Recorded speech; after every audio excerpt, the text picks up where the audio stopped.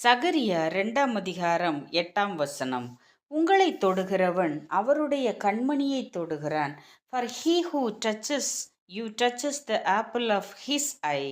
கிறிஸ்துவுக்குள் பிரியமானவர்களே, இந்த நாளிலும் உன்னை தொடுகிறவன் என் கண்மணியை தொடுகிறான் என்று கர்த்தராகிய தேவன் நமக்கு மிக உன்னதமான ஒரு அன்பை வெளிப்படுத்துகிறதை பார்க்க முடிகிறது.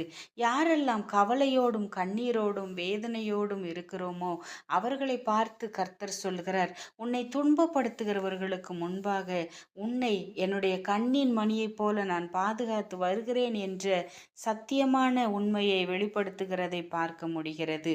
சேனைகளின் கர்த்தராகிய தேவன் நம்மை நம்முடைய எல்லாவித ஆபத்துக்கும் நாச மோசங்களுக்கும் நமக்கு வருகிற வியாதிக்கும் பலவீனங்களுக்கும் போராட்டங்களுக்கும் நம்மை பாதுகாத்து வழிநடத்துகிற தேவனாக இருக்கிறார் என்று வேத வசனம் நமக்கு சொல்லுகிறது. கர்த்தராகிய தேவன் சொல்லுகிறார், என் ஜனங்களை தொடுவது என்னை தொடுவதற்கு சமம் என்று சொல்லுகிறார். நம்முடைய தேவனாகிய கர்த்தர் நம்மை அவருடைய ஆலயமாக பார்க்கிறார். 1 கொரிந்தியர் 3ஆம் அதிகாரம் 16ஆம் வசனம் அப்படி சொல்லுகிறது. யாராவது கர்த்தருடைய விசுவாசிகளை இகழ்ந்தாலோ ஒடுக்கினாலோ துன்பப்படுத்தினாலோ அது தேவன் அவருடைய கவனத்தை ஈர்க்கிற செயலாக அதை பார்க்கிறார். நாம் தனிமையானவர்கள் அல்ல. உபாகமம் 32:10ஆம் வசனத்திலே அவரை தமது கண்மணியைப் போல பாதுகாத்தார் என்று வேதம் சொல்கிறது.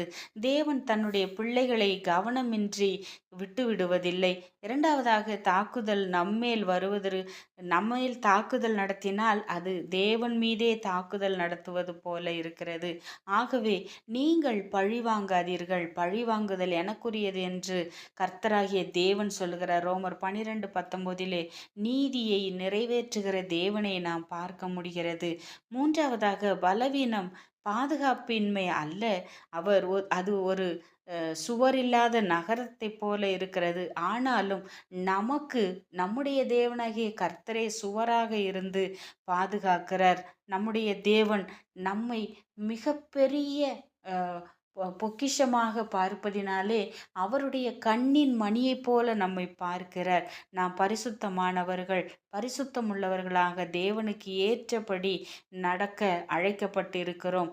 நம்முடைய வாழ்க்கையை நமக்கு விரோதமாய் நிற்கிறவர்களுக்கு முன்பாக கர்த்தர் விட்டுவிடாதபடிக்கு நம்மை பாதுகாத்து வழி நடத்துகிறார். நம்முடைய கண்மணி எப்படி அதில் தூசியோ ஏதோ படும்போது வேகமாக இமைகள் மூடிக்கொள்கிறதோ அப்படித்தான் நமக்கு விரோதமாய் எழும்புகிற காரியங்களுக்கு முன்பாக கர்த்தராகி